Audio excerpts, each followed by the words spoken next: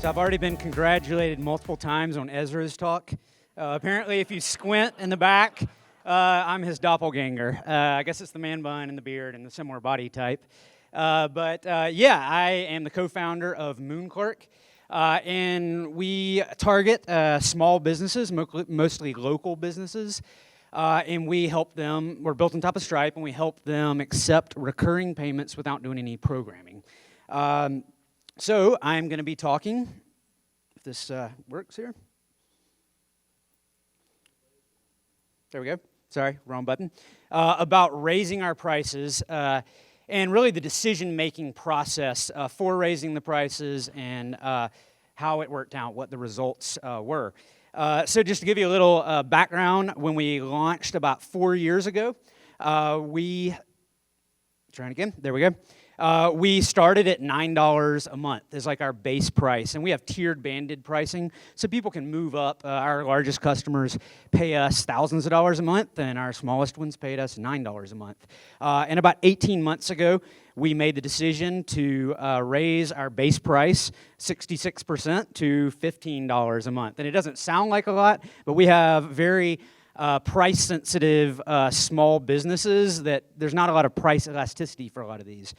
So it was a big decision for us, even though at the time it seems kind of silly to be scared about raising our prices from $9 to $15 a month.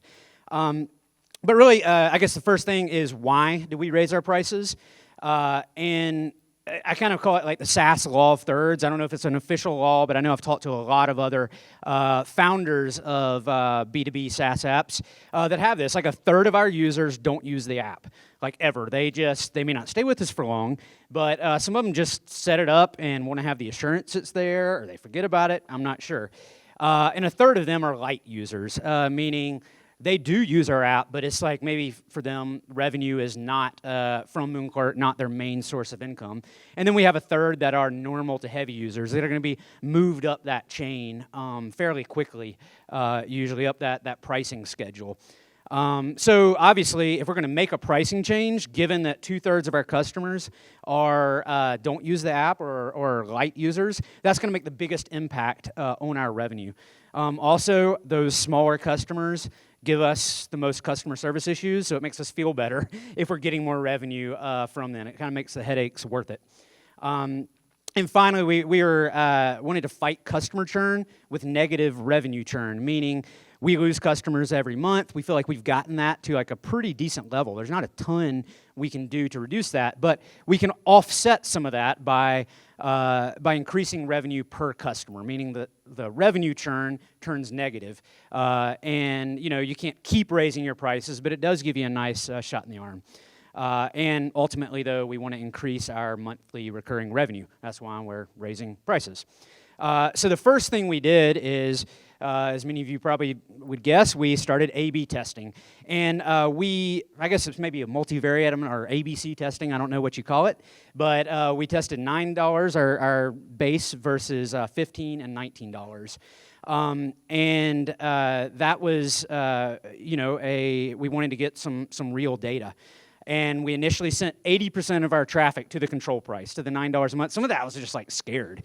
So I didn't want to send like a ton of traffic to these higher prices. And we didn't actually raise the price. We just displayed a different price that was higher. So they were actually happy when they found out they were getting charged less when they actually activated their account. And we actually saw, without statistical significance, that it really scared me, because $19 was losing pretty bigly. It was down about, I want to say our conversion rates were like 50% down, versus like $15 a month was pretty much even with the $9 a month. And that was not statistically significant, but it was enough activations. It kind of gave me a good idea, hey, maybe I should just test $15. So that's what we did, and I divided the traffic up 50-50 so that we could get to statistically significant results quicker. And then we waited. And honestly, I just set it and forgot about it. I waited about a year. We're not like a huge business, so you have to have a good bit of a good many unique visitors. And it took about a year to get those statistically significant results. But they did come back, and I think it showed that the $15 only hurt our conversion rate by about 7%. So I had to decide, hey, is that 7% worth it, the drop in conversion rate? So I created a pro forma spreadsheet. And I can put this on Slack later on if anybody wants to download this spreadsheet, kind of the process I went through to predict what different changes, how those would affect our MRR. So some of the variables in there are, hey, what's the difference between grandfathering people in versus making an immediate switch and just switching everybody to the higher price? What is our churn rate? How is this going to affect our churn rate? And, obviously the data that we did have was, or we could predict, was the conversion rate. And another important thing, we didn't base it off of whole dollar numbers or whole users, because I didn't really know exactly what our numbers were going to be, like 2 years from now in this pro forma spreadsheet. But I wanted to know what our numbers would be relative to other pricing. And so we just basically used percentages rather than whole numbers to know, hey, will we be doing better relative to where we were? And the main question again is, how does a price increase affect our monthly recurring revenue? So I have this little framework for making data-informed decisions, and it's just like common sense, but it makes me feel good inside or whatever to know that, hey, I'm at least have this little tree that I run down to make decisions, and makes me feel better when I actually make the decision. So I'm going to walk through that 9-step process and then how I applied this process to our pricing decision. So the first thing is I just recognize I will have some of the data that I want. And in this case, I wanted to know the conversion rate, and I could figure that out. Second, I can make educated decisions on some of the data I don't have. And that was actually churn rate. I can go through and say, hey, what do I think the churn rate may be? And finally, I can also seek wise counsel to make better educated guesses on the data I don't have. And for me, that meant I tried to find everywhere online that other founders had increased their prices, and I reached out to them and got on the phone with them and asked them how it affected their churn rate. And then I just kind of extrapolated some of that data and put it into the pro forma spreadsheet. The other is if there's no way to make a best guess on certain data, I just ignore it. I think a lot of people spend too much time worrying about data and about things that they're never going to know. And for me, I had no clue what was going to happen to my unique visitors.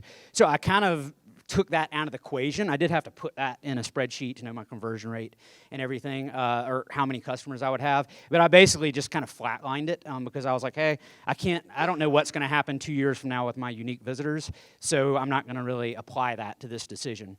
Finally, recognizing, this makes me feel good, few of my decisions are irreversible. You know what? If I raise the prices and it sucks, I can always lower them again.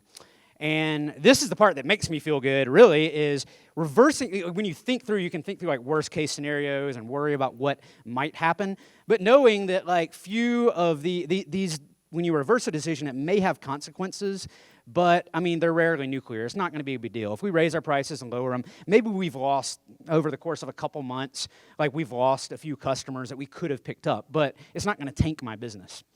At the same time, I want to recognize that, hey, if consequences for an action, for a decision, are nuclear, probably want to seek more counsel. It's like a caveat for myself. Hey, what are the consequences for making this decision? This is, again, common sense, but I need to make the decisions based on the data that I don't have, plus my best guess or educated guess on data I don't have, and forget and ignore the data that I'm never gonna know. And what that does at the end is it allows me to basically, even though I may not know if I've made the correct decision, it allows me to feel good and know that I've made the wisest decision possible. And from leading like a team standpoint, to me, that's really big from a leadership aspect, as I'm able to explain both beforehand and then after the fact, whether it worked out or not. I can actually clearly explain to my team, hey, this is why we're making this decision. This is why we're going down this path. And here's what I think may happen. And you can always say you're sorry at the end if it didn't work out. But I think the team better understands both when things work out and when things don't work out, when they can kind of see this tree of the decision-making process.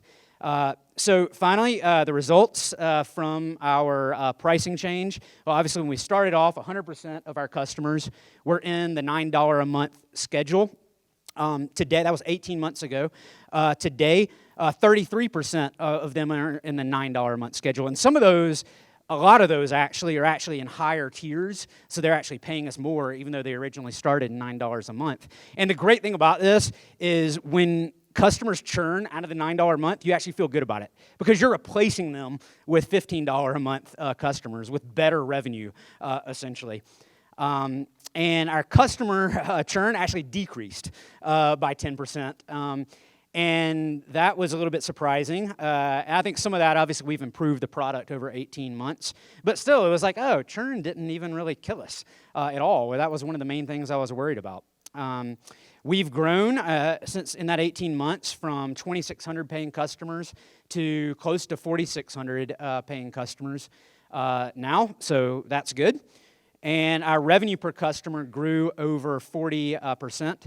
And ultimately, our MRR has not quite tripled since then, but close to tripled in that 18 months. So anyway, you can reach out to me on Slack, the Slack channel, or shoot me an email, or reach me on Twitter, and I'll try to remember if somebody wants to remind me if they want that pro forma spreadsheet.